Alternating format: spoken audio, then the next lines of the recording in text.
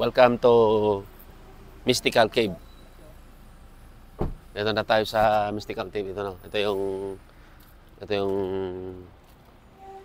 Ito yung paakyat kabagis papuntang Mystical Cave. So medyo matarik.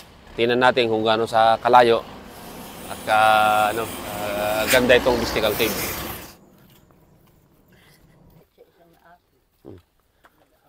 Hindi, masaya siya na pag ganyan. Birthday yung isa kaya nag-away sila. May isang aso. Ayaw mo yan. Ganito ang pinuntahan namin sa Dolores. Ah? Ganito ang pinuntahan namin.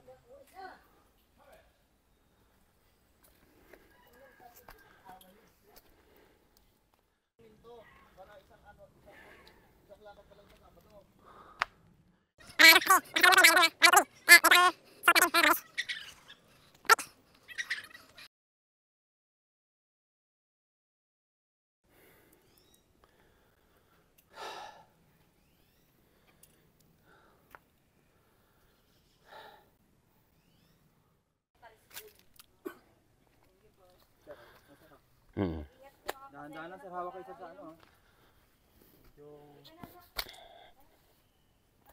Diyan naman si ate, hihila sa atin.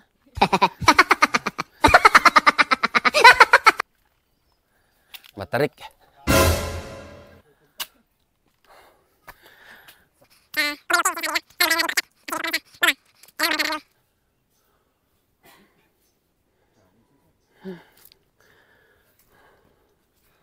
Hindi na siya nalinisan. Ang taas pala. Ibig sabihin nung pa sa taas. Kaya Ba't delikado pagbaba? Hindi naman. Hindi naman. Diyan ka lang. Hintay mo lang kami dyan, ha? Sige, sige. Diyan ka lang. Ba.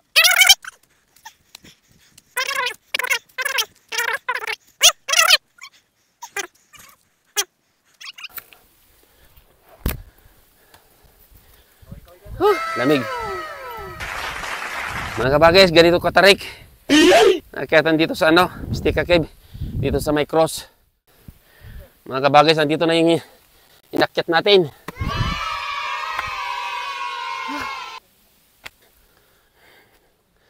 Ha?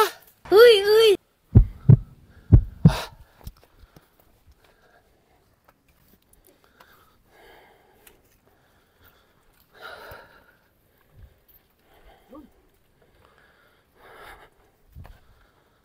Init.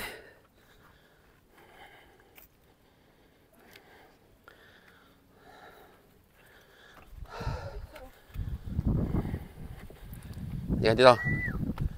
Ito yung cross. Ang hangin.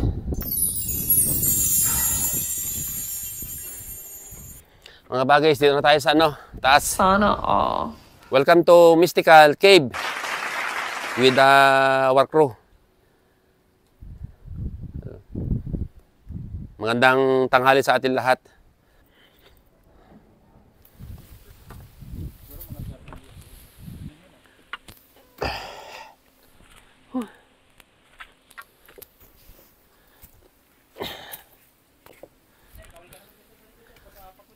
Ay. Matarik, mga kabagis. Subukan nyo, challenge. Ha? Sa wakas, nakakababa na rin tayo, pero hindi pa dito nagtatapos ang adventure natin. Papasok pa tayo sa kuweba. Wow. Yung inakyatan natin is yung cross sa taas para makita lang yung tanawin, mga kabagis.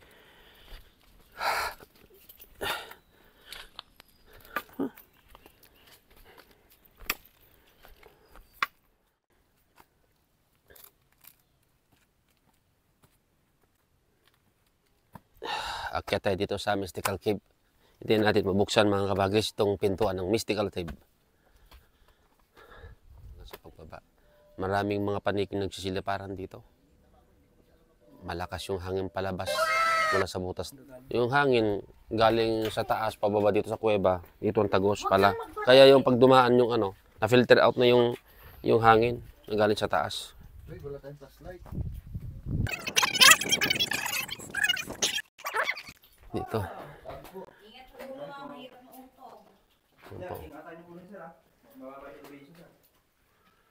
Mga kabagis, dito na tayo sa loob ng kuweba. Wait, tabi ko. May ginto dito. May panditik si Idre ng ginto. Na tayo. Nakalika dito, bebe.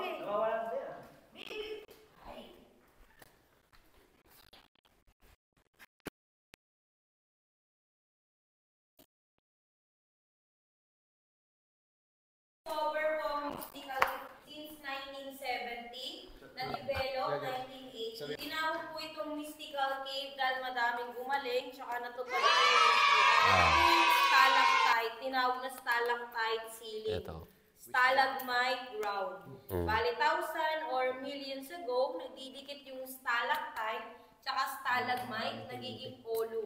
Ito na po yung first image, yung Pieta. Ito yung first image, yung Pieta. Ito ito. yung mukha ni Mary. Ito yung mata. Okay, ito. Kami, larawan ni Mami Mary, no? Yung binte. Kano po niya si Jesus Christ, ito yung ulo, Oo. yung katawan, Pieta. Yan yung namatay si Jesus Christ nung binaba siya sa cross. Ito. Si Jose, tsaka si baby Jesus Christ. Ito. Opo, yan po Ito. ang pwedeng hawakan. Ito. Pero yung mga stalactite at stalagmite, bawal pong hawakan yan. Kahit wala pong kinang ang ibang mga bato, pinagbabawal pa rin pong hawakan. Parang pagbigay galang na lang. Ito yung mga kabagis, ito yung tinatawag nilang healing stone. Wow! Kung may mga sakit ka, pwede kang mag-wish po dito. Ito yung sinasabi. Pwede daw sumandal, kaya sumandal na tayo mga kabagis. Sana matanggal yung mga nararamdaman natin na pananakit ng ating katawan. Sana all. Sabi nga ni ate na pwedeng sandalan. Napunta kayo dito, may mga healing stone dito na kung may makaramdaman kayo, pwede yung hawakan. Pag hinawakan mo, parang may pumapasok na lamig sa katawan. Parang may yelo, lamig. Dito lang po kayo. Yan po yung bathtub. Pwede po maligo, pero tabo-tabo lang po yan. Mga tubig ito kabagis, kaya lang ngayon. Pwede rin maligo dito pagka may tubig. Tag-ulan, nagkakaroon ng tubig ito. Kaya lang ngayon, dahil summer, wala natin nakikitang tubig mga kabagis.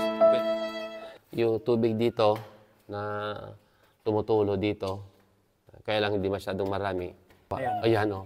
May mga dito kabagis, tulo sa tubig. Malit lang. Itong tubig na to, babagsak po dito sa bucket na to o ito sa mineral water na pinutulan. Itong ginagawang pampaligo natin. Apo, pang-inom, tsaka yun yung na miracle water. Pang-inom, pampaligo. Ito pa yung tinatawag nilang miracle water po yung galing dito. Dahil filtered na po siya. Ito siya po. Nakikita po nyo. Maganda rito. Mag-iingat lang po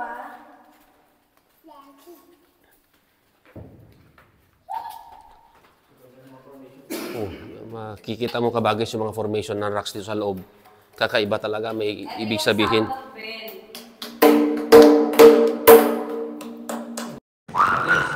yung tinatawag nilang sound of bell.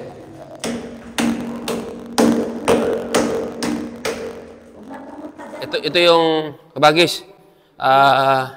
Ito yung pinagbabawal na ito yung pinagbabawal kabagis na pasukin kasi unang-una mababa po siya. Kung tatayo ko dito, hanggang dibdib lang ako. Ito. Saka unang-una madilim. So papasok lang hanggang dito sa bungad, pero hindi ako papasok sa loob kasi nga mababa na po. Baka wala na pong pagpasok natin dyan, baka wala na pong oxygen. Baka mangyari natin, makukulaps tayo. So dito lang po ako sa bungad. Ito po mga kabagis. Tingnan ko lang.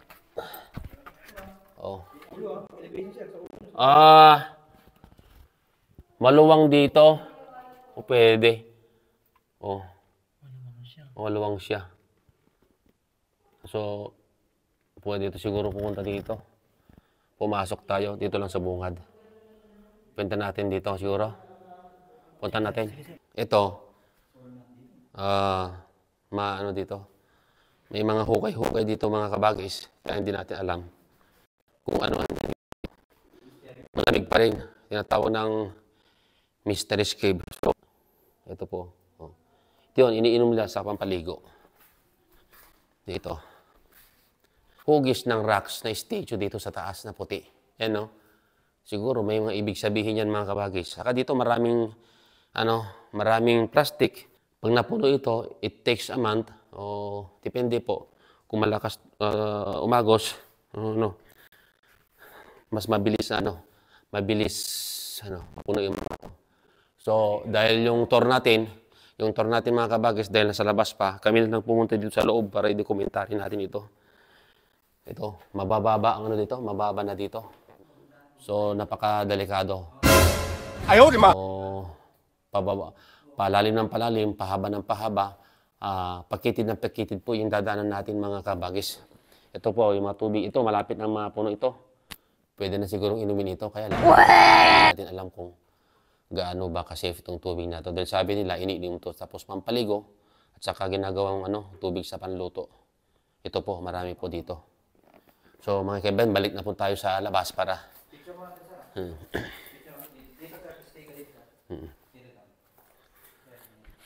Yung flashlight. Ilaw.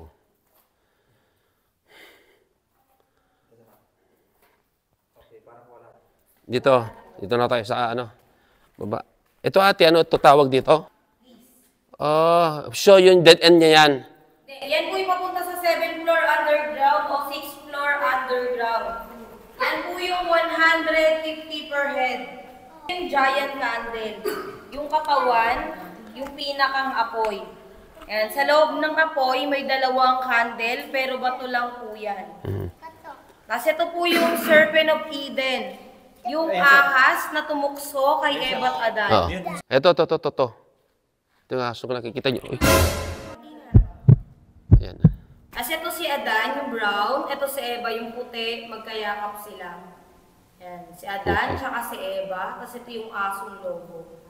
Ito po yung berhe ng Antipolo.